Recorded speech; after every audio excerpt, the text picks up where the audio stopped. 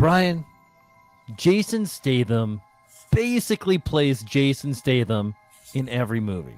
Yes, sir. Why does it keep working? Because he's just so damn cool, right? If I was as cool being me as he is being himself, he would throw millions of dollars at me as well. So yeah, it doesn't matter what movie he's in. You're right. Jason Statham plays Jason Statham, but think about it.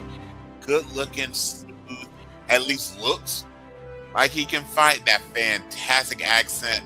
You know what? It's just like if someone offered to pay me to do this podcast with you, brother, I would do it for free because it's just that awesome. So you, my friend, are the Jason Statham of podcast, brother. That's why I didn't shave my head today. I wanted to go for that little bit of scruff, Yes. like Jason Statham does. Yes. Which explains why the wife may call you Jason Statham. It has happened. It has happened exactly sometimes. Yes. Yeah. Yeah. You don't need a hall pass when you are the hall pass. Absolutely. That There you I go, think that should be brother. the title of the episode. You don't need a hall pass when you are the hall pass. Yes, sir. Which incidentally, I think that would make a really good Jason Statham movie called The Hall Pass. Yes. Could you see him like in a public school setting, but not a teacher, not the principal, but being like, oh gosh, I don't even think I think even having to be the custodian be too much. What if he was like The librarian. Thank you. What if he was the librarian? The Right. And yeah. still in a world now where kids can read books on their tablets and all their devices, you as a librarian are probably the least, at least treated like the least influential person in the school. So could you see him just sitting there? Kids come in, it's their free period. They're going to make out in the back of it, the stacks, whatever. They really couldn't give two F's about you. But then, as always, wherever Jason Statham is, terrorists or the big bads will follow. So put him in let's put it in middle Iowa. Let's put it in the middle of Iowa. Yep. There's some small suburban school. He's the librarian. And all of a sudden, like the secret, this we're gonna fan cast it now. Some diplomat's kid goes there because no one would ever find him, and of course they find them. He's in witness protection. Right. He's in witness protection, Yep. placed as a librarian, Yes. but he hates to read, so he pretends. Right. Yeah, except for the art of war. And the kids are unimpressed by his accent. Yeah. You know, then he have like the biology teacher who always tries to hang out with him. Then that'd be the jerk, like gym teacher, who wants to like pick a fight. Yeah. Only if they wear the same shorts as Ewan McGregor wore at the end of Oak Street. So you know, you could actually almost do this in a kid-friendly, almost Karate Kid way, right?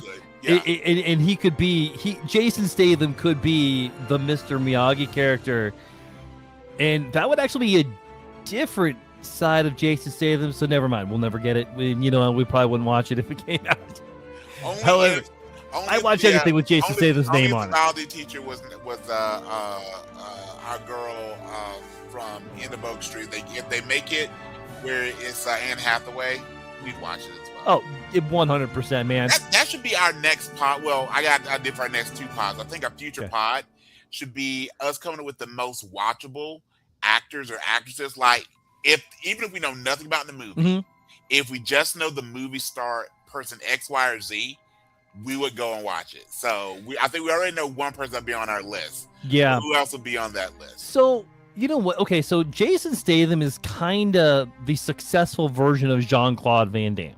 Or Steven Seagal, right? Or Steven Seagal. I mean, but I think Van Damme. I It's an love easier parallel me with some Van Van Damme movies. Yes. I will still watch me some Van Dammage. You know, I mean, I will definitely watch pretty much anything. Time Cop, Bloodsport, yeah, all those. But Van Damme, and I've noticed we've not gotten here with Statham. We got to this point, and maybe because of the 80s and the 90s. With Van Damme and with Arnold Schwarzenegger, we got to a point that just quit explaining the accent. Yeah. Right? Before in the movies, they were a police officer or something in another country in Europe they came to the U.S. explain the accent. takes 2 seconds of screen time, Yeah. and then we're good to go. Yeah. But after some point, they just quit trying and didn't care. Yeah. So I noticed with Statham, they still will give him a reason. Now, a lot of these movies take place in Europe too, so it's not a big deal. But anything that he's done that he's said in the U.S., they still try and explain, well, he has an accent. By the way, they also talk about him, even though he's Australian, they usually make him British, which, okay. It's kind of weird. Yeah. I still want to see him as Bond. I'm sorry, say it again? I still want Jason Statham to be Bond. I want Idris Elba. Dude, I mean, I'm game for it. I'm game. Yes. Like, I would not be complaining one bit at all. Yeah. But also they should go maybe totally opposite Bond. Like, go back to the good old days where Bond was kind of skinny fat. And the only reason we believed he was such a badass is because James Bond is a badass. So it plays James Bond. So they got sort of towards it with Pierce Brosnan, and then definitely with Daniel Craig as someone that if it really came down to it, Bond could hold his own. But I'm thinking, let's go back. Let's go back to, an actor or actress that is in their, late 40s, early 50s. They've not stayed in shape, or at least better shape than I am, obviously. Yeah. But they're not someone that would be really intimidating. And what about, oh gosh, he's not a horrible, what about Alan Cummings as Bond? Dude, I love him too much in Traitors. I don't want to do anything besides Traitors, man. In my head, as someone that doesn't love Doctor Who, I want to see someone that plays. Okay, like I would think Alan Cummings would make an amazing Doctor Who as well. Okay. But what about David Tennant? Ooh. As Bond? Huh. You know what? That is exactly the kind of nonsense we're here for. Yes. The bat signal is lit. Yes. See what the hell the multiverse is talking about this week. I am the self-proclaimed Emperor of Awesome, the B-Rad one himself, Bradley Butin, the Emperor of Awesome, self-proclaimed, of course. And joining me, as always, is my podcast tag team partner. What's your name? I am Brian S. Dennis, with an S stands for vengeance this week. And he is the unverified twin of Dwayne The Rock Johnson in the eyebrow. The one that doesn't go up. Stone Cold Steve Austin in the beverage selection. Fair. Very fair. Samuel L. Jackson in the vocal cords. Nice. If you know. And the vocabulary. We like it on MFers. Yes. Yeah. And yes, of course, Shamar Moore in the nipples. Yes, sir. And you'll see why shortly. And together we are the reigning. Not the nipples, the vengeance. Vengeance, the vengeance, the vengeance. Vengeance of the nipples. Could also be a title of a Jason Statham movie. That could be you know what? We talk now, RIP to Chuck Norris. Now that Chuck Norris has left us, I think all those old memes we would see about Chuck Norris, they should just be inherited. To Jason Statham? Yeah. Yeah. So his nipples don't get hard, the air folds around them. I agree. Yeah. And that is why we are the reigning tag team podcast champions of the multiverse. Yes, sir. Brian, it is time to fire up the signal scan. Let's do it. What are we talking about this week? All right, my list's a little short. It's been crazy busy for me the last week to 10 days. So I just got a couple I'm going to throw out. So I'm going to start off with my shows of the week. And there's really two. One is Ted Lasso. Continues to be really, really good. Dude. And I mean, I absolutely love it. Absolutely love it. Yeah. And the show that I watched right after we got done recording last week, I will also do the same this week. The show you just caught up with is Lanterns. Okay, we're gonna talk. Listen, I think it's time we need to talk about Lanterns. I know we gotta talk about Lanterns. Before we talk about Lanterns, I gotta give some props to Ted Lasso. Yes. This is the best season since season 1. I just did a rewatch of season 1, and I'll give it. Now, there were definitely parts. You've been a little harsher on season 3 of Lasso than I was. Yeah. Season 2, again, I think we talked about this last time. I did not like the story arc they gave Nate the Great. I really didn't think that worked well for his character at all. But I loved most everything else. I was okay with the show getting a little political, actually. But I would give you credit that I will agree with you. I think season 1 overall was the best season. It's the first season. I think that's the first season of any show is either your home run season or that, my goodness, why didn't they cancel this season? And Right. then, but I would give you what we've seen so far out of season 4, and I think we're 2 episodes in. 3. It's been really good. It's been really good. Yeah, man. It's Well, I fun. think we're episode 3. Yeah, I think it's- we're 3 in. We're 3 in. It's a fun show, Yes. and to me, when I watch Ted Lasso, I want to come off feeling better about myself because he's Yes. the coach, and they Yes. they did a really good job about that at the beginning, and then lost me, obviously, like we talked about. But this season, it's bad. Like I feel that way again, which is wonderful. Warms my heart. All right, buddy. You know, you give me Hannah Waddingham walking around, I'm gonna be okay with it. Right? Yeah. Yeah, next to Juno Temple. Oh, yeah. Oh By man. the way, if you have not seen, I don't know if I mentioned this when I gave this movie its props a few weeks ago. If you've not seen Good Luck, Be Safe, Don't Die, Juno Temple has a significant role in that, and does not look like Juno. At least she doesn't look like Keeley. I should say that she's Juno. Gotcha. She is Juno. She don't look like herself. But when I first started watching it, I see this person go, she looks so familiar, and it took me a good probably half hour into the movie to go, that's Juno Temple, that's Keeley. So That's amazing. does a great job of not really recognizing her, and the movie itself is fantastic. Mhm. But just that piece of it, where you see her not play Keeley, and not play Catwoman's second in command, is also great. Which was such a great thing for me when I rewatched The Dark Knight Returns. I go, that's Juno Temple. So yes. Okay, now I have to rewatch it. I got some stuff to talk about when we talk about movies, but dude, okay, we got to talk about some Lanterns, dude, because Good. you got to watch it, and I was waiting for my wife, because my wife likes those more grounded shows, so I'm like, okay, this is perfect. Yes. This is a good way to get her to Yes. watch a Green Yes. Lanterns show, Yes. and which makes, like, just good for me, right? Yep, I'm with you. And yeah, she watched part of it, fell asleep. It is what it is, and then It's a finished slow it. burn. It is a slow burn, man.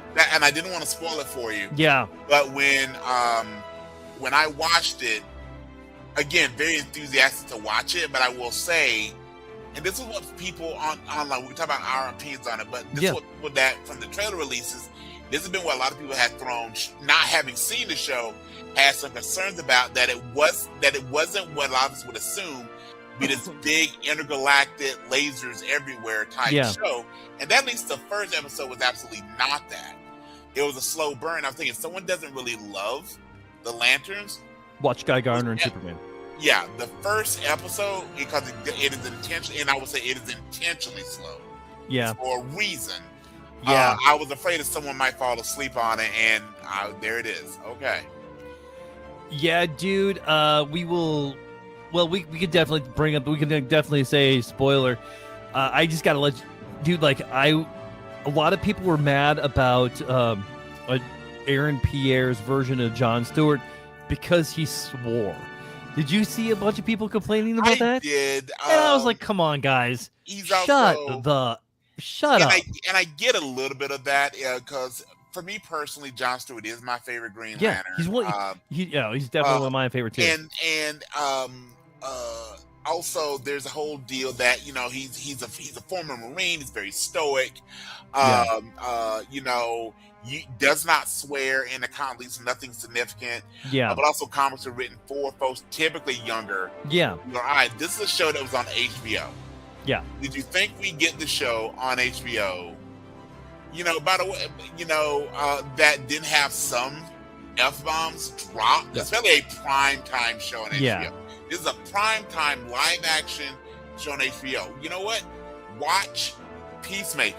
You probably never get through. You don't get through 5 minutes of Peacemaker without a drop. Watch Penguin. And Aaron Pierre is knocking it out of the park, and we knew he would. We fan casted Aaron Pierre before he became Jon Stewart. We willed the bat signals from the multiverse. At that point was Revenge of the Nerds. We put it into the universe. We prayed to the nerd gods, and the nerd gods answered us. Yes. We prayed to the Guardians, but then the Manhunters answered. That made it weird. Well done. That You just won this episode, my friend. There we go, my friend. Man, so we're both big fans of Green Lanterns. Like, yes. For me, my favorite is Kyle Rayner. I knew it would be Kyle. And then yes. it's Jon Stewart. Yes. And then it's Hal Jordan. Yes. Sorry, guy. You know. But you know what? I will give, because again, another thing we'd always wanted was Nathan Fillion as the Lantern, which we got, but most people, including us, had thought he would be a great Hal Jordan, and they put him as Guy Gardner, and he again, I think, has knocked it out of the park with how he played Guy Gardner in both Superman, Peacemaker. Was he in anything else? I don't think so. As Guy, I think it was just the Peacemaker show, and that was just a cameo, wasn't it? That was no cameo, and then Superman, right? So, and then they retcon a couple things as well with Peacemaker to add the Justice Gang versus the Justice League. Yeah, that's fine. Right, and I'm fine with it too, man. Like, okay, here's the spoiler warning, people. So if you don't want to be spoiled about the ending of Green Lantern episode 1, because when I saw it, I freaked out a little bit. I had not to ruin it for you. I've been waiting all week for you to watch it. I go, he is gonna blow up my phone the minute that this happens. Dude, did not disappoint, brother. Dude, a lot of people were pissed off that they killed off Hal Jordan. Again, spoiler alert. Yeah. Dude, we're getting Parallax. We are getting a good version of Parallax. There's rumors online this could be a shapeshifter. Given the show, again, if you know the comics, Hal Jordan dies more than once. Yeah, Hal Jordan dies more than once. And by the way, so in the comics, he always makes a comeback. Yeah, was an old joke. The only one that ever stayed dead in comics was Jason Todd. There was 2. Jason Todd, who's now been back for years. Barry Allen. And also, but then I liked that as a plot point, because this show, a lot of us thought we were going to get an interstellar, basically Star Wars, Star Trek. Mm-hmm. We're getting a whodunit, is what we're getting. Yeah. We're getting a mystery show. And I'm here for it. Absolutely, man. If you're not watching Lanterns, like, you need to watch Lanterns. Lanterns fantastic. I can't. You know what? I am now watching it on my own, so I will be. I will be watching it, and then I'll just stream. I'll just binge it with the wife later on. Any other TV shows we need to talk about? Nothing off the top of my head. Again, Lasso and Lanterns were the 2 that continue. American Ninja Warrior, great season when it comes to that. I know you've been watching some reality TV as well. Anna Pigeon on USA, again, didn't make the top of my list. Still a really good show that is a great. It shows on Friday nights, but again, kind of throwback the 80s, 90s shows. Of a show you can watch, get into, but it doesn't ruin your week if it's a good episode or not. It's a nice show you can watch and figure things out as they go along. Again, just a good network TV show. And by the fact this follows SmackDown doesn't hurt, because that's why I usually watch it. All right. Nice. Yeah, I see. I don't have USA, so I need to find the streaming of it sometime soon, because like I am very interested in Anna in the show. Yes. So I'm looking forward to it. All right. Well, for me, that I think Lanterns and Lasso were top of my list. It was kind of a busy week for me as well. What about, let's talk movies. For me, I only saw one in the theater this week with you, of course. Yeah. And that was Mutiny, which is going to lead us to our Mount Nerd More of the week. But Mutiny, saw that. That was really good. I usually try and catch up on a movie I've seen for a while, do a rewatch. Did not get a chance to do it again. We both had really busy weeks. Mm-hmm. But Mutiny was a Jason Statham movie. Mm-hmm. And we'll talk more about that. But I will say that if you like Statham, you'll most likely like Mutiny. If you don't like Statham, you probably won't like Mutiny. Yeah, you're probably not going to go to the movie.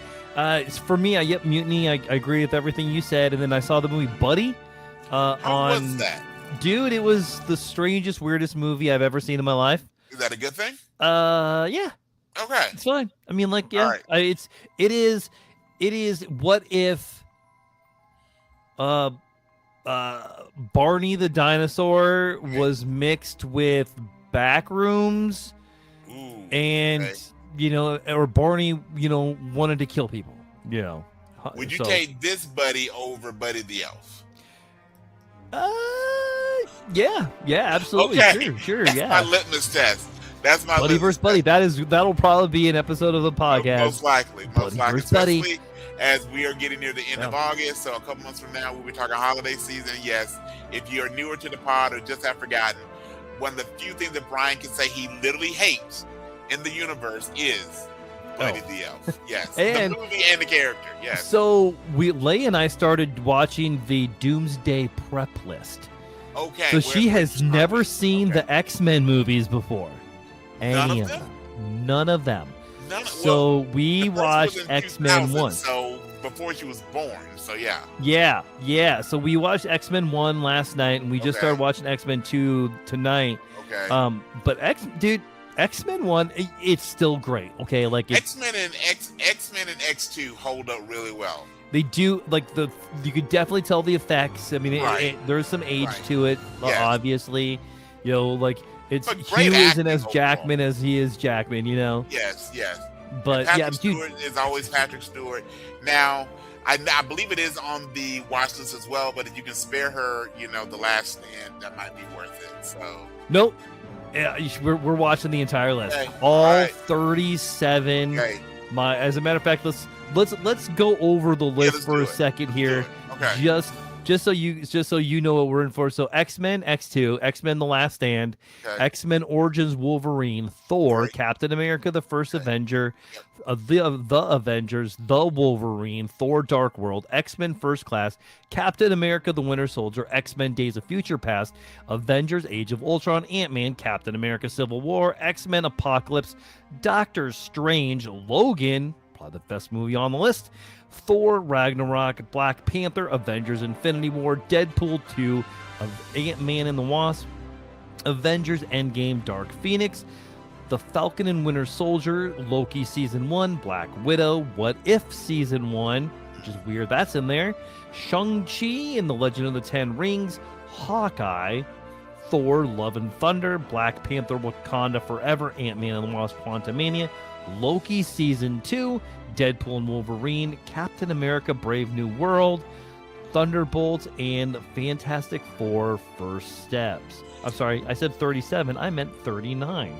So with that being said, in my opinion, unless they're bringing an Apocalypse, X-Men Apocalypse is just going to watch a movie, truthfully. Mm-hmm. And then with the first season, What If, that makes me think, are they going to have some type of reference to The Watcher?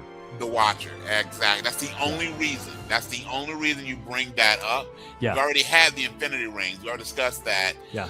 There's no significant characters that are in What If that are not in those other movies or story arcs that are in it. That most of that gets erased with the rest of What If. So it's gotta be. And if they do The Watcher, keep the same voice. Yeah. Oh yeah, absolutely. You got to.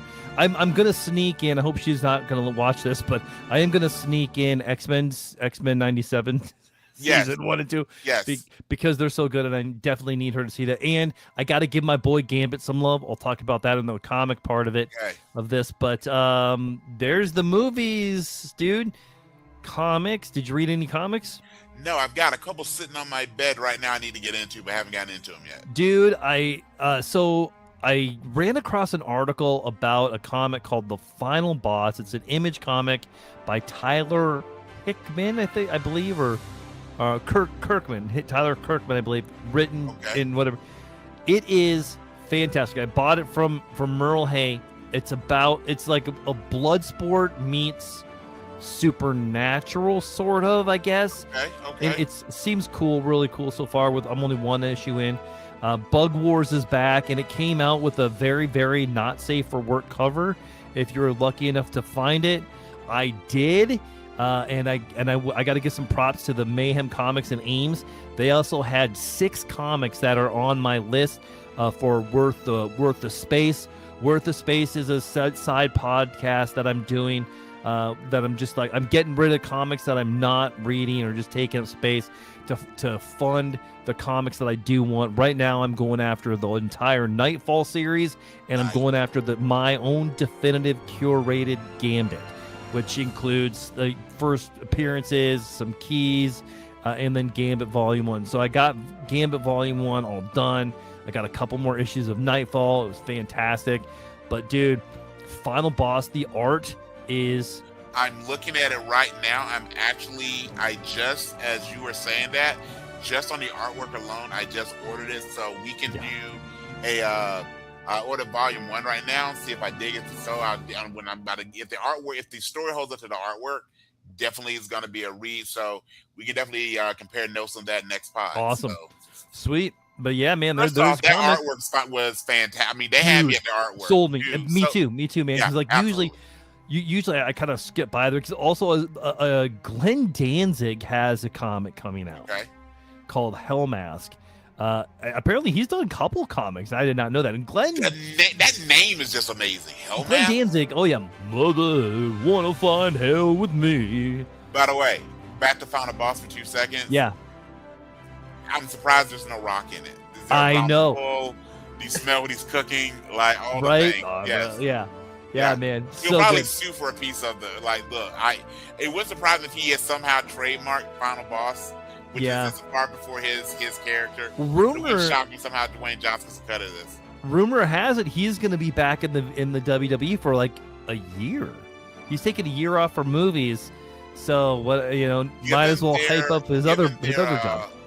You and I will do a brief one to wrestle here in a little bit, but given how unfortunately their box office is looking now, don't get me wrong, the WWE is still making money, but compared to its high point around WrestleMania 40 to what it's doing now, SummerSlam was neither night of SummerSlam was a sellout. All those things, you're probably thinking about it needs some star power, and wouldn't shock me. And he's on the board. So he might be going dun-da-dun, which unfortunately, I am a huge Rock fan. I'm Dwayne Johnson. He's definitely in my top 5. I was much more, when people talk about how great Stone Cold is, I would go The Rock was my guy. Similar when people talk about how great Shawn Michaels the Undertaker was, I was Bret Hart, ride or die.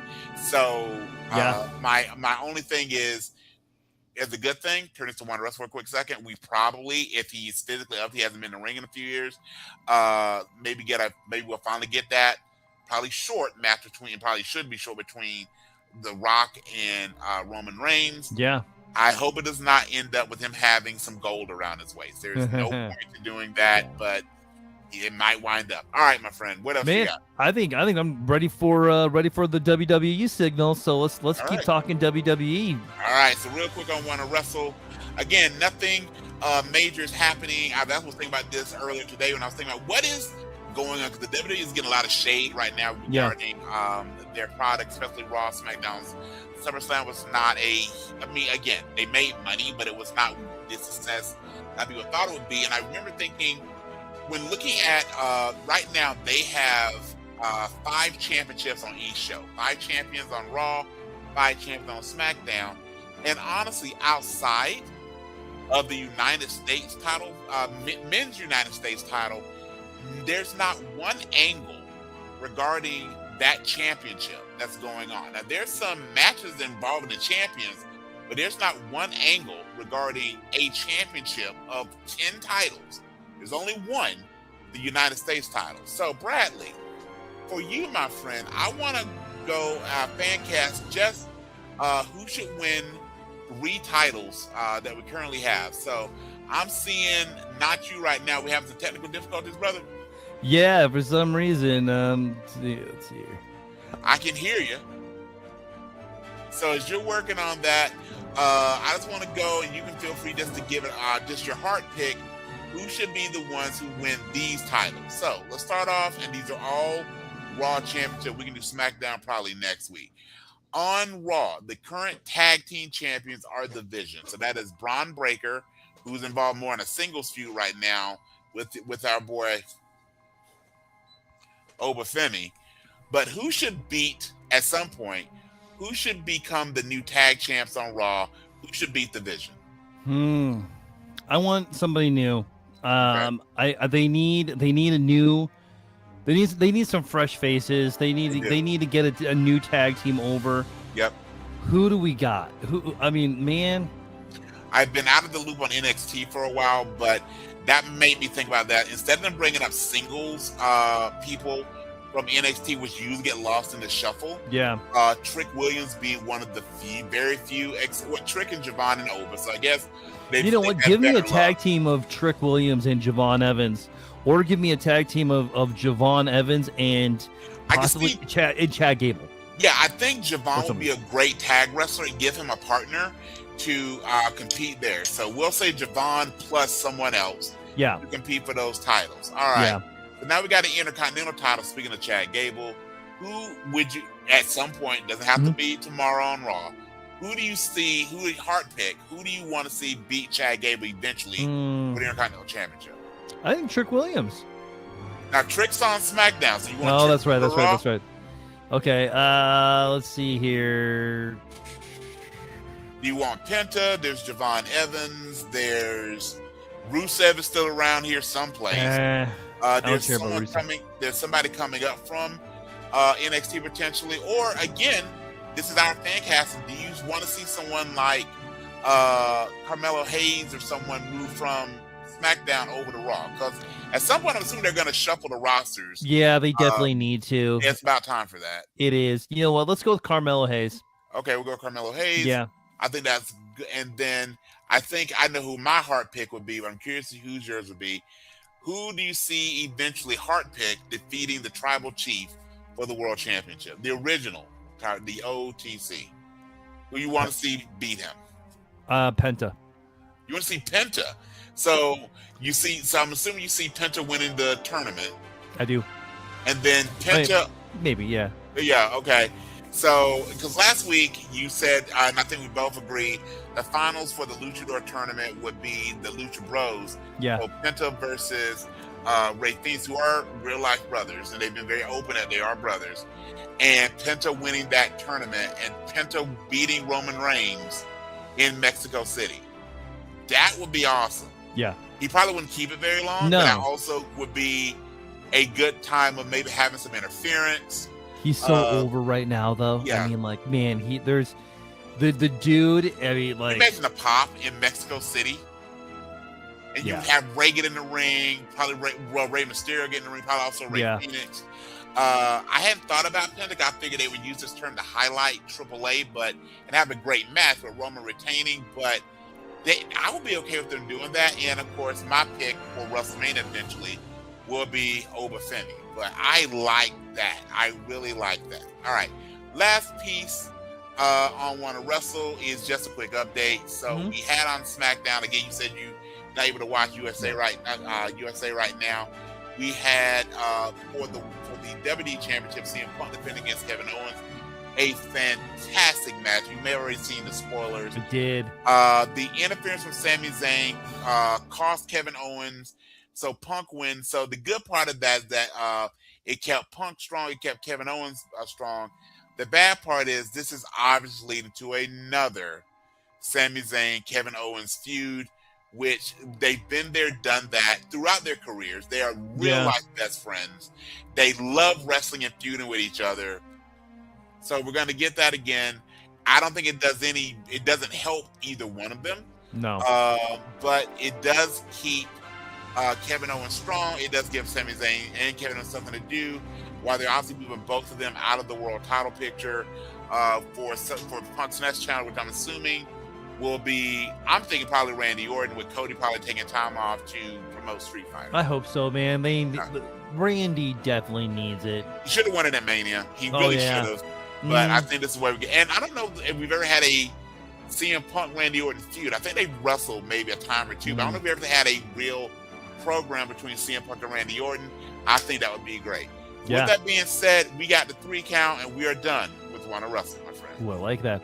All right, follow Bat Signals from the Multiverse wherever you get your podcast and join the conversation each week as we celebrate comics, movies, TV, gaming, and everything that lights up the Bat Signal. All right, we will be back in just about a minute if I can find my countdown. There it is.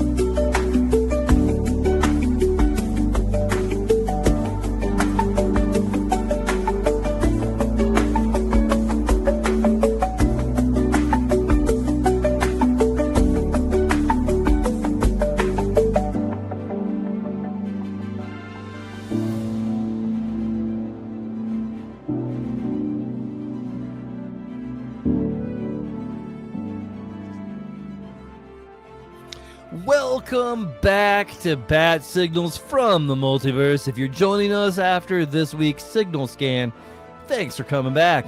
If you're finding us today, welcome aboard. And if you're watching live, you might be a little bit confused. All right, it's time to answer this week's signal. We brought it up earlier, Brian. What is our Mount Nerdmore of this week? Every week, we do our Mount Nerdmore, which we take any particular topic and we come with our final four, what we feel are the four best representations of that week's subjects. So this week, we're looking at the best Statham movies. By Statham, we mean Jason Statham. This is a man who earlier you heard us say he always plays himself, but he makes a lot of money playing himself. And the guy is currently engaged to Rose Huntington, so he's doing something that he must be doing something right. So as we talk through these, let's see which movies are our top four Jason Statham movies, and we're gonna knock it in stone with the Mount Nerdmore, my friend. Great intro for that, man. Okay. Jason Statham has done a lot of movies. There's a few movies that he's done. So when I'm going through his list, I was kind of going for movies that, like, he's the first person that you think of. So I didn't put Fast and the Furious on there. Same thing with the Expendables for me. No Fast and the Yep, Furious, absolutely. I mean, he might have been one of the better parts of the movie, but have you seen the movie In the Name of the King? In the Name of the King? Years ago, and it's a good movie. It's a really good movie. Yeah, it is. I mean, I was surprised. It didn't make my list of stuff that should be going there. Me either, because I definitely have recency bias and recency of me seeing it. Yeah. Biases. So it's something like Name of the King, which again I saw many years ago. I've seen it a couple times, but had not seen it recently, so it did not make my list. I went by the ones that I've seen recently, whether they're released recently or not, and the ones that I've just rewatched multiple times. So I've definitely got a concentration about 4 or 5 that to me are one of my favorite movies of his. And I think they also, if you say Jason Statham, the first couple movies that come to mind. For me, like, my Mount Nerdmore ideas came to me like this. This is one of the easiest lists that I ever made. I put the first 4 movies that popped into my head. Oh, absolutely. And like, I'm gonna guess. Like, we've been tag team partners for a long time. Like, I think we're on like year 3 or 4 doing the podcast. I think we're closing on 4. Yep. Yeah. So, and we love our action. We do. But there's one movie that actually got. We both were emotional in. Yes. We watched it together. Yes. And in this movie, this was the first movie that I thought of about Jason Statham. Oh, 100%. If we're going to the same place, 100%. Beekeeper. Yes, 100%. It also made our best of list that year. Yeah. It was done incredibly well. He showed the Jason, and by the way, Jason has acting chops. Okay, when I say that, I don't mean like he just shows up and kind of just blinks twice or anything. But this really showed it had a deeper story. And like you said, if you've not seen Beekeeper, watch anything. I think this list is going to be a good list. But if there's any one movie on this list you should watch if you've never seen a Jason Statham movie, the Beekeeper is that, yes, it's full of action. People get beat up and killed in all kind of cool ways from a very male-oriented lens. However, it also had a deeper story. And of course, when we were sitting, I remember this vividly, we were sitting there and we were looking at the opening credits. We were both like, wait, she's in this? And Felicia Rashad? Yes, and Felicia Rashad has a very pivotal, spoiler alert, if not long for the movie role, but she is pivotal to the plot, done so very, very well. Also, the actress that plays her daughter was I knew her from Umbrella Academy. So I am also, again, this really good story all along, and also the depth, which I will give Statham this. His more recent work has really been Jason Statham movies, but the central plot speaks to very timely things that are going on in our world. So both Beekeeper and Mutiny, whether Mutiny makes the Final Four or not, Mutiny also had a very important plot about things that go on in the real world. So I agree with you. Beekeeper gets a slot. Go for it, sir. And the one thing I like about that is like, I don't care if you can make a movie and you can get a political point across, as long as it's part of the story. It's when the things aren't part of the story, and you can like there was political crap in Mutiny, and you know what? Guess what? It worked. Yep. It worked Yes. because Yes. because it's just a good. Okay. It was a good time. It was a good time. That's Yeah. better than saying it was a good movie. It's a Yeah. good time. It's a good. But you know what? At the end of the day, when we go to the movies, at least most of the time, we're going to have a good time. Yeah, you want Yes. you want the movie fog. You want to be immersed in that world. What was your first movie? Do you remember what was the first movie you ever saw in the theater? What was the first movie you saw in the theater? Empire Strikes Back. For me, it was Ghostbusters. And while both of those I would say are great movies, neither one of them is going to win an Oscar. But you know what they both were? A really good time. Yeah. A really good granted, time. I was like 2.5, 3 when I... There, I wasn't much. I was a little older than that when I went and saw Ghostbusters. Yeah. And I remember I just wanted to go see Slimer. That was my whole deal. Because the ad campaign. And he's barely in Ghostbusters. Right. I want to go see the flying booger, is how my dad put it. You want to see a flying booger? Yes. Yes, I do, Dad. The answer is in the question. Yes. And I can still do it to this day. Murray laying on this floor in the library and going, I feel so funky. That to me was the seminal moment for me as a child. Yeah. Was him doing that. And Ghostbusters, by the way, has some legit scary moments too. It does. There were some, you hear Ghostbusters and they go, oh, it's Ghost. No, that first movie, had some spooky moments in it. Like the librarian, Zool. There were some moments in that. And you know that's what they were trying to go for with the female reboot. Yes. They just missed it really bad. Yeah. Speaking of that, though, you made me think about when I did this rewatch. Actually, this morning, I rewatched from beginning to end, without interruption. I rewatched Bridesmaids, and that movie is so amazing.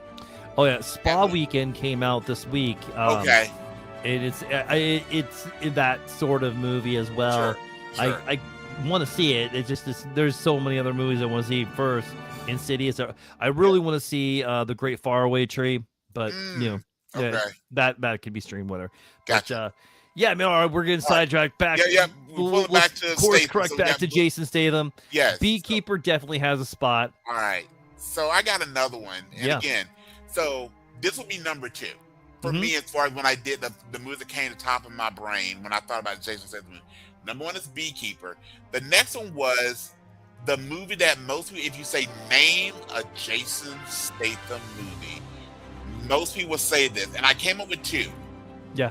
One was The Mechanic and one was The Transporter. So, what are your thoughts, my friend? I mean, dude, Transporter was my second choice. Then I think we can put it there. And it's funny because I actually did the same thing. I'm like, okay, what goes on there? Does the Transporter or The Mechanic? Because I feel like they're the same enough, but they're the same movie, but they're different. Yeah. Right. So yes, I absolutely. The Transporter is on the Mount Nerdmore. Yes. Beekeeper, The Transporter. All right. Next one I got to bring up. This one was at the height of the Jason Stathamisms. Yes. This movie, it's probably one of the more wider releases, and it was one of those that everybody went to see it, and that only Jason Statham could do this movie. When you got to hold on to a car battery, and you got to crank up the voltage. What was more ludicrous? So in my head, I'm always kind of keeping track of what I think are the more. We talk about movie fog a lot. What are the things that you still stayed in the movie fog, but after the movie go, what the hell was that? So on the list is the bus jump in Speed. Yeah. The belt against the tornado in Twister. Yep. And pretty much the entire plot of Crank. Yeah. But good time. And again, let's go back to this. Statham movies are, and there's other actors and actresses that you can say this too, but Statham, and I mean this with all respect, man, these are good time. We walked out of that movie and we chopped it up outside in the lobby for a good 20, 30 minutes. Yeah. And it didn't change our life. It wasn't like Sinners you're going to unpack for a hot minute. Yeah. It wasn't Schindler's List. You go, this is a story that needed to be told. Yeah. This was, I had my snack, I spent 90 minutes, and we broke this down with Statham so successful. His movies typically, the Statham-led movies, so again, not Fast and Furious, not Expendables. Jason Statham led filmography. His movies usually clock in around 90 to 100 minutes, so an hour and a half, hour 40. Yep. They never are above like $50 million to make, because Statham movies are Jason Statham and everybody else. Yes, you'd be hard pressed, other than those ensemble movies like the Fast movies and the Expendable movies, you'd be hard pressed at the time of the movie anyway. He had a big name co-star. And so it's the effects, it's his salary. And so they come in about 50 million. So within 2 weeks, if not opening week, they've made their money back and they're profitable. Yeah. And yes, they're formulaic, but it's the formula that works. So if the formula Frank is a good example is of that. making the money, Yes. and why change it, you know? Don't bring us new Coke. We like Coca-Cola Classic. Let's do the thing. Absolutely. It's full of sugar and bad for you. Sometimes we want the things that are bad for us. You know what? Exactly. Yes. All right. So okay. Do you have anything else you want to bring up besides Crank, or do you want to submit Crank, or do you want to? I want to pause Crank because I was thinking about, again, I think with Statham you have the plots that are a little ludicrous, which again I think are fun. So let's put Crank on one side of that, and the other kind of ludicrous plot. It takes place, and for friends of mine that went and watched this, they go, "But he was wet the entire movie." So what about the Meg? You know Where what? does the Meg fall? I think you are 100% correct. I think the Meg goes over Crank because I want to talk about a different side of movies coming up next. Okay. But you know what? I am 100%, especially with the Meg, because the Meg brought us to a lot of other people to get into his movies. Yes. Like my kids loved the Meg. I mean, like it was a high budget. Love Sharknado, love the Meg. The same Exactly. Love Sharknado. By the way, I want a Jason Statham, Ian Ziering, crossover. Hot Wings battle on top of that. Like Hot Ones. Like let them sit there, eat Hot Ones, and talk about their movies. But yes, I'm sorry, Ian Ziering, because it's not Ian. When I grew up, the young women who are grown women now that I went to school with would have beat me about my head and chest for saying Ian and not Ian. So I'm so sorry, Ian Ziering. Yes. Sorry, Ian. All right, man. So we got Beekeeper, we got the Transporter, we got the Meg. Yeah. All right, we got one more spot, man. Now, I got to bring up a movie that's one of my favorite Statham movies. We're thinking about the same movie. Please go ahead. Now, for me, it was a movie that, like, when it came out, when they started to promote it, it was Jet Li, Jason Statham are at war. Yes. And that is all I needed.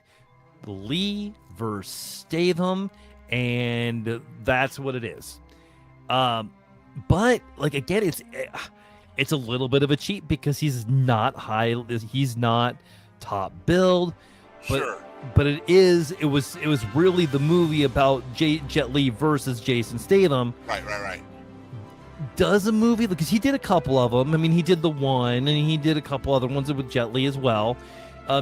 Does a movie like that have a place over something like Snatch? And Snatch is really good, but I'd like to point out that. But I also would say, I think if we're talking about the slots for film, so right now we've got probably his best movie in The Beekeeper. Then you've got the OG Statham movie in Transporter. Then you've got that ludicrous side. And then I think one of the things I really like about Statham is Statham will lean into Statham.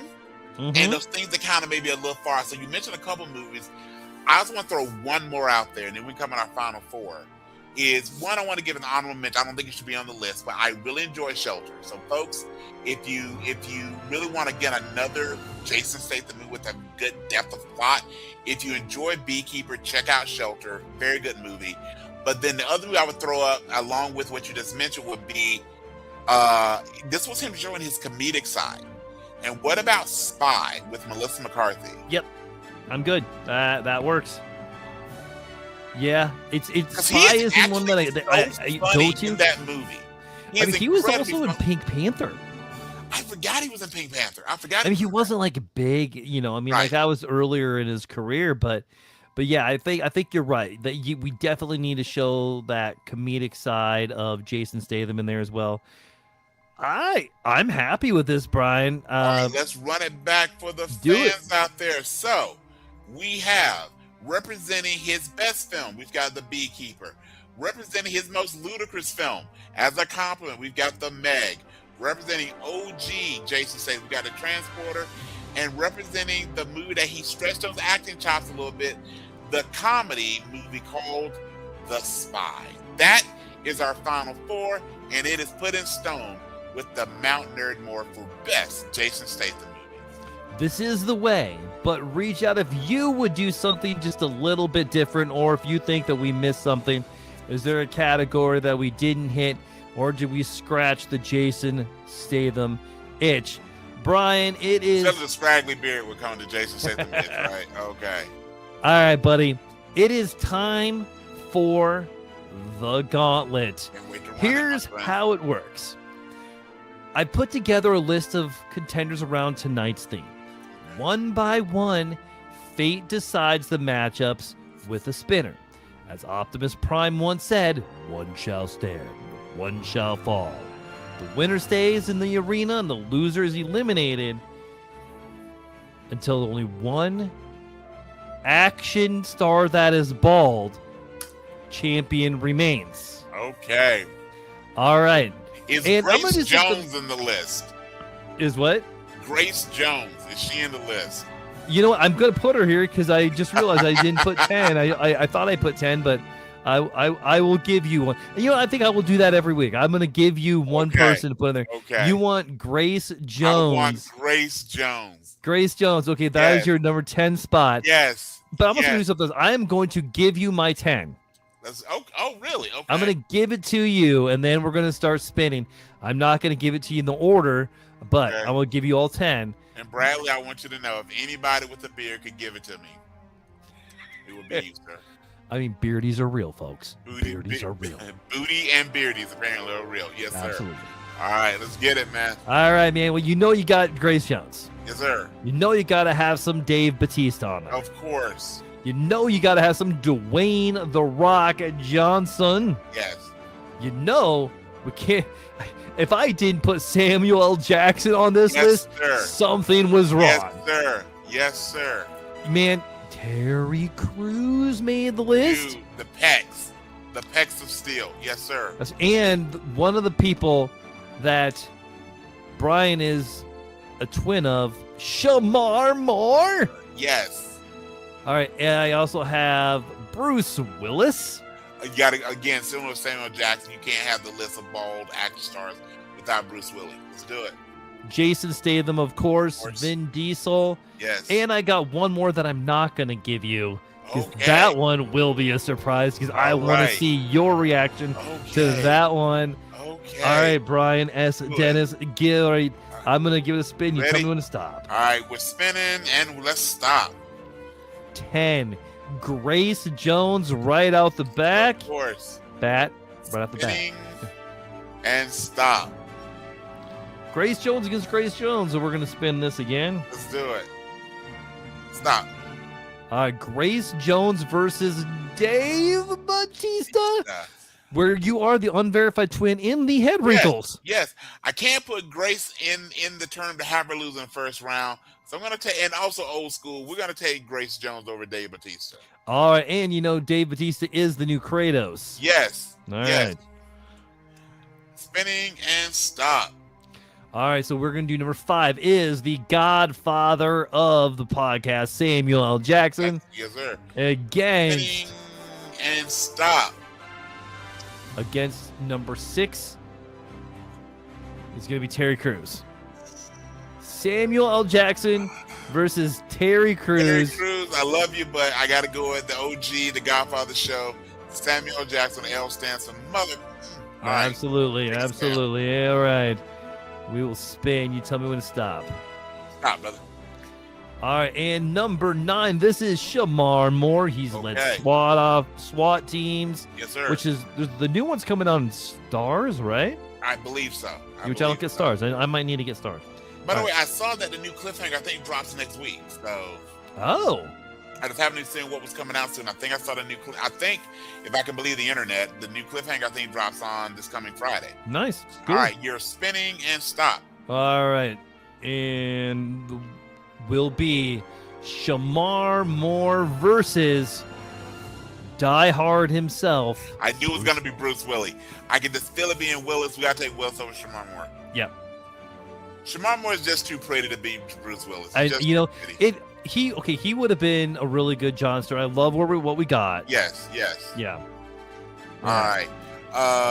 Spinning and stop. Okay, and the secret is out. Here we go.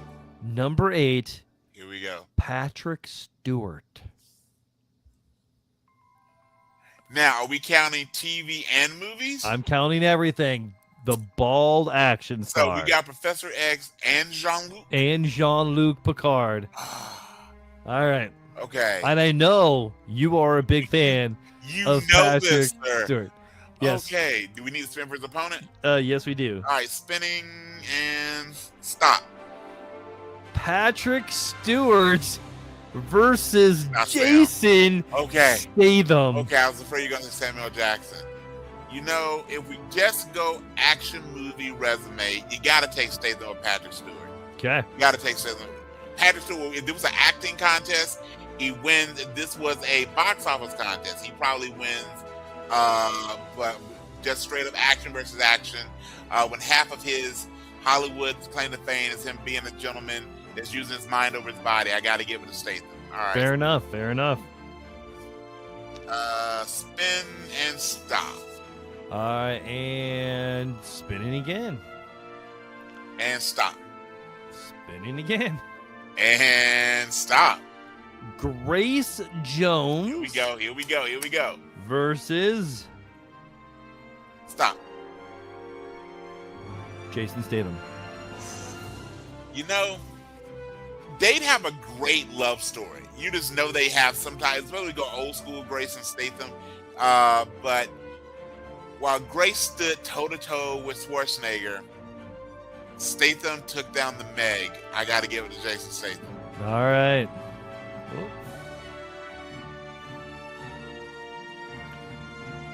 You are down to 5. 1, 2, 3, 4, and 5.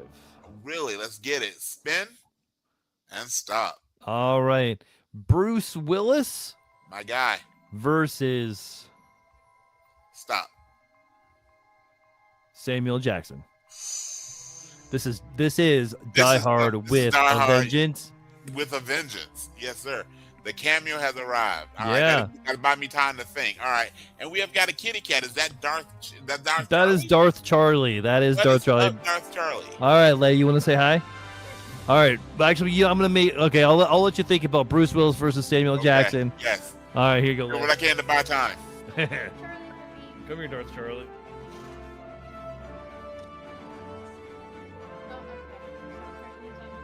Hey, Princess Leia. Hey. How are you? I'm good. You ready for school tomorrow? I'm not excited for school tomorrow. Is this starting high school for you? This is the start of high school for me. Come on now, this is the big day. You have your outfit all picked out? Kinda, yeah. I have my shirt picked out, and I kinda have my pants picked out. Now here's the real question: did you get new kicks? Did you get new shoes for the first day of school? No. No? So no new Nikes or anything? What's up with that? I'm gonna wear my knockoff Birkenstocks. But knockoff Birkenstocks. With socks. No, we discussed this the other day. We discussed it. Socks and sandals are not okay. My knockoff Birkenstocks don't fit without socks. Then you need other shoes. I need other shoes. They don't sell my Uncle knockoff Brian Uggs. owes you a birthday present. I would be willing to make, if it'll keep you wearing socks and sandals together, I would gladly hook you up with some other shoes, okay? You should buy me some Uggs. No, because they're ugly. No, So, I usually wear my knockoff Uggs, but I had to throw them away because they got holes in them. They were what size holding. shoe do you wear? 8. We'll talk about it. All right? All right. So, anything you want to ask me before we do our bye-bye? No, but I've done so much in this last like hour and a half. I took a shower, as you can tell. Yep. And then I had to fold my laundry. I had to make my bed. And then I have to do some skincare. And I have to do my outfit. And then I have to do some heatless curls. I'm going to be in the car like a wackadoodle when we go pick up Mom. Ah. Because I'm going to have heatless curls in my hair. Well, will you drop F-bombs like your mom? No, I don't. Okay, fair. Well, since you're enjoying scratching your dad's beard, have a great first day of school, Princess. You're gonna rock it. The 9th grade does not know what it's got in store for him because Princess Leia about to hit the house. Yeah, I am. Yes, sir. Yes, All right, sir. sweetheart. Give me a bye-bye. Bye-bye. Bye-bye, Princess. Do you want me to continue scratching? No. Oh. No, my ears all you. Oh, look at my shirt.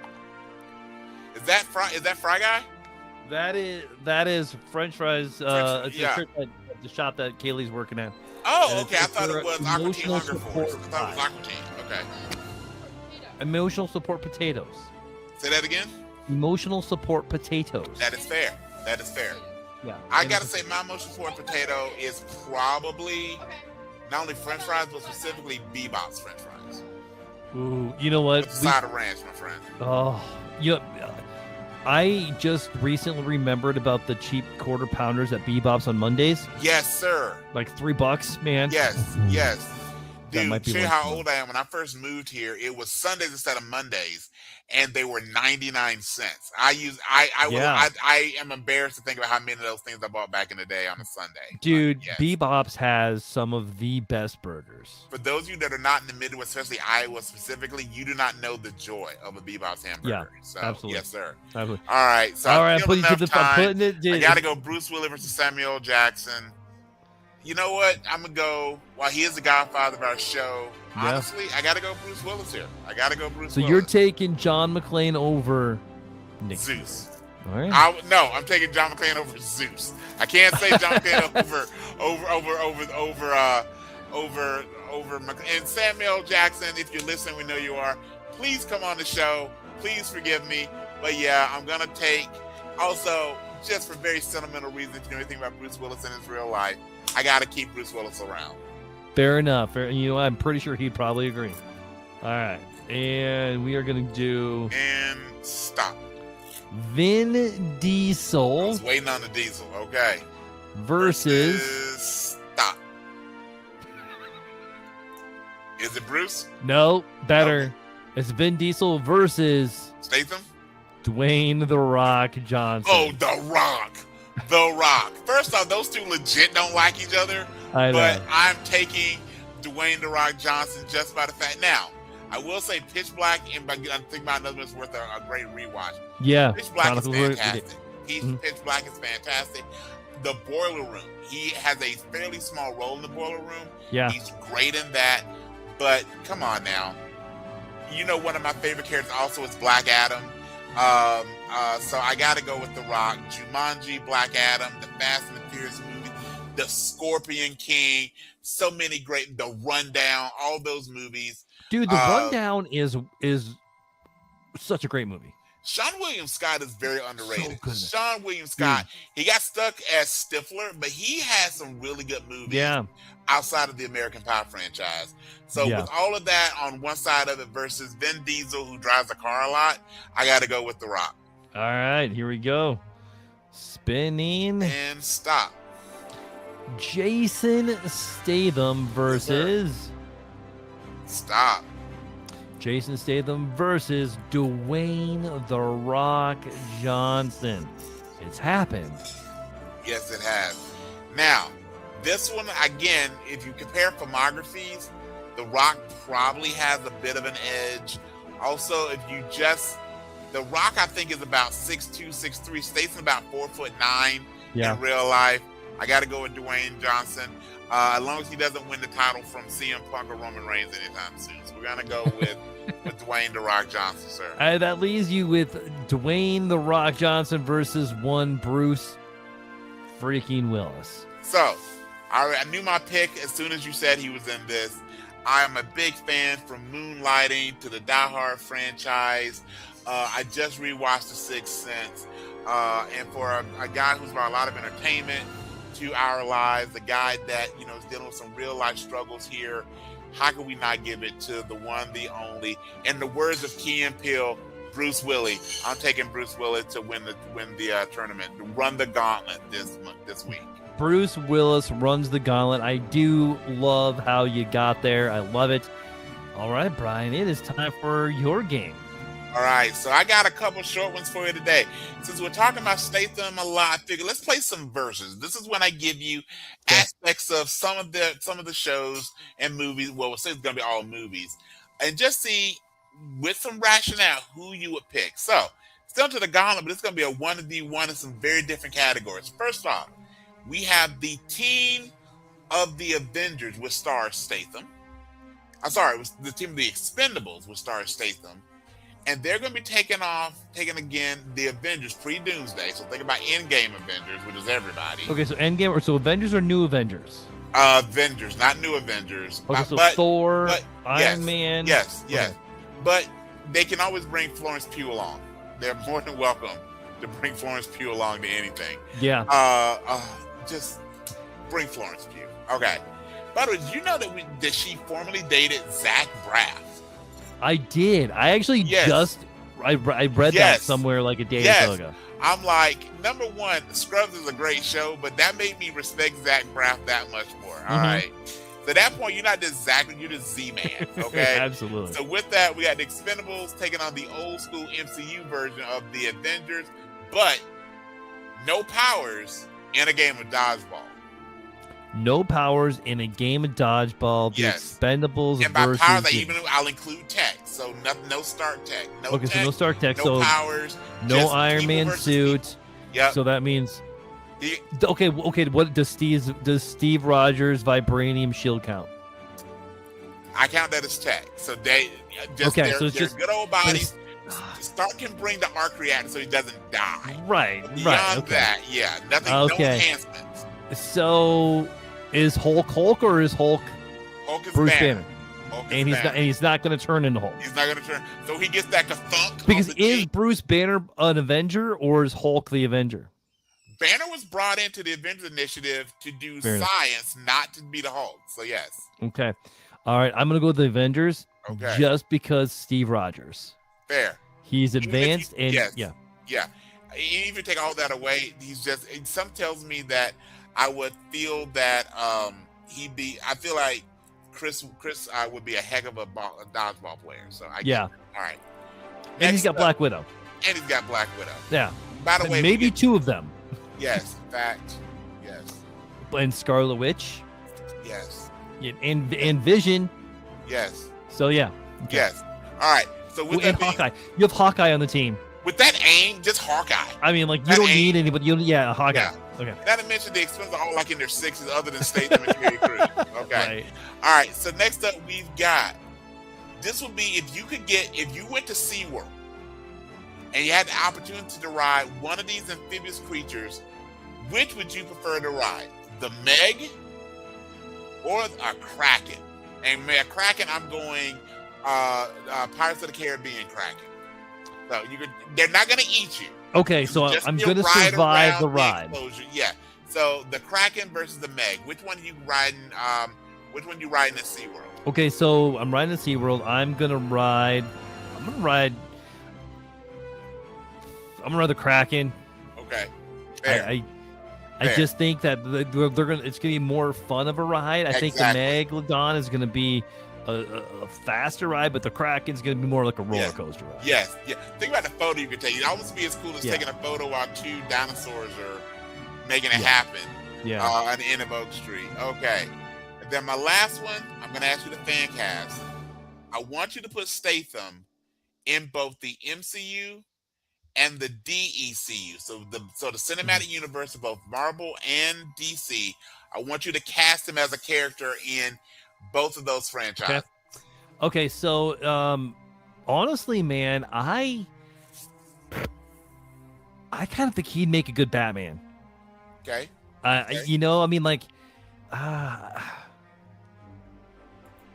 Let me think of villains first. Let me think of villain. Let's talk about villains in Marvel first. Big time martial artist, overseas. He's already been Black Masked for DC, or not? He wasn't Black Masked. So I'm gonna say for Marvel, I think he would make a good. Oh.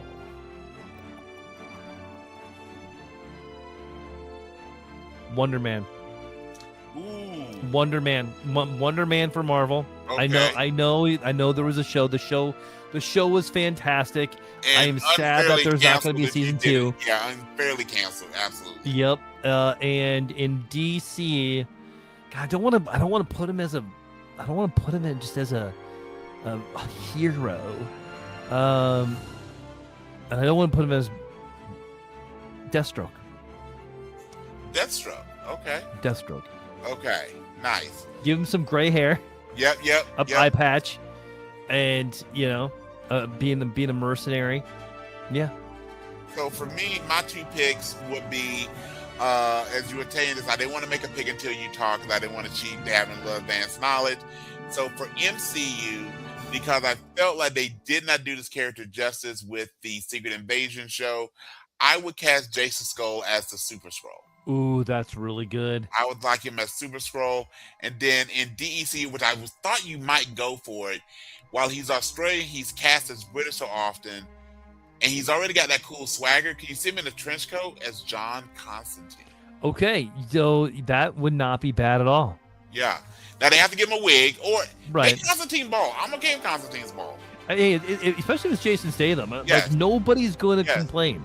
First, Like, you nobody's have going to to think complain. about it. They could cast him as Wonder Woman. I don't think Right. anybody would complain. By the way, you have to think someone that could take Zatanna from Dick Grayson. There you go. All right. Yeah, That was fun, man. Are That you was. ready for my honest ad? I am. Okay, well, here we go, brother. All right, so Bradley and I both live in Central Iowa, and every August, and I said I would do this last week, so I want to keep my word. So in August, in Central Iowa, we have the Iowa State Fair. I don't like the fair. I rarely go. I know your wife worked the fair every day. I know you went at least once. How many times did you go to the fair this year? Well, I only went once, but Okay. I've gone to pick up my wife and drop her off every day. Okay, So I got to go one more time to pick her up, all right, and then I'm done. for And another it'll year. be a while. Okay, so this is my honest ad for the Iowa State Fair. And this is the one I'm going to say it 100%. Say it with my chest. Here we go. It's hot, it's sweaty, a funk is in the air. Boy, I hate the Iowa State Fair. The parking stinks, the lines are long. This entire experience feels completely wrong. But I'm told to have fun and that I'm supposed to care. But guess what?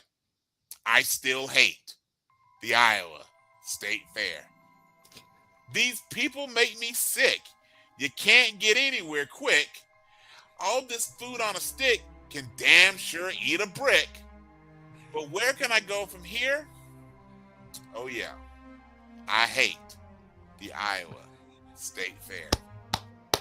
After 2 weeks of crap, it's finally coming to a wrap. But honestly, I'd much rather take a long nap. More fun can be had being chased by a bear. Until next year, fella knows, remember, I hate the mother effing Iowa State Fair. That is my honest ad Oh, for the Iowa State Fair, my friend. all right, man. I dig it. I think it is time for our Better Than Us Human of the Week. All right. I'm going to go first, and I got to give it up to Princess Leia. She's starting high school tomorrow. I may have just stolen it from you, but she is awesome. You and your wife have done a fantastic job with all the kids, but Princess Leia makes her cameos every week. She is one of my favorite humans walking the planet. She is an absolute joy to be around. And bro, I can't give you, as father to father, I can't give you enough credit for what you and your wife have done with raising all the kids. But we're going to concentrate right now on the now high school freshman, Princess Leia, brother. She's my better than us human of the week. Thank you, and I thank you for the very, very kind words. And I have to agree, she is one of my 2 better than us humans of the week because I now have a freshman in high school, and I have a junior in high school. That's Anna, and she's also a cheerleader. Yeah. Yep. As a boy dad, if I had a girl, she was a cheerleader, I will probably go to most events, have to buckle myself to the stands, because I remember those days when I would go to games, not for the games, but for the cheerleaders. So I want to give you credit than the fact that you have not been arrested, that you are a better man than I. Thank you, but the football season is still young. Well, folks, what he's saying is that if there's ever a pod where it's just me, or we have a series of stand-ins, you might want to Google bald-headed man attacking high school football player in the state of Iowa, and that again still will make him one of the better than us. I'm sure somebody will record it and it'll go viral. It will make our intro. It will totally be that footage would make the intro of the show every week. All right, man. Okay, well, I think we've hit max levels of awesomeness. Let's go ahead and end the show. All right, we buried the needle on awesomeness again. So thank you, ladies and gentlemen, boys and girls, people throughout the multiverse, for joining us for this week's podcast. This is the best part of Brian and Brad's week. We hope it's a great part of yours. So as you begin your journey into this week, please remember these words of wisdom from your buddies Brian and Brad. First off, remember, no retreat, no surrender. And Goonies, never say die. You know, if Jason Statham offers you a ride, get in. The car will probably get destroyed, but statistically, you'll be fine. Keep your eyes peeled for TikToks and shorts dropping all week, and watch for those for your chance to jump into the chaos live. Don't forget to follow, like, drop a comment, share, and leave a 5-star review. And if you haven't yet, subscribe to the podcast so you never miss an episode. And before we go, if you've got a little friend at home, don't forget to check out my children's book, When My 9 Lives Are Gone. It's currently available now on Amazon. All right, no matter what universe you call home, thanks for spending a little time in ours. Until next time, keep your bat signal lit. Oh, bye-bye. Bye-bye, folks.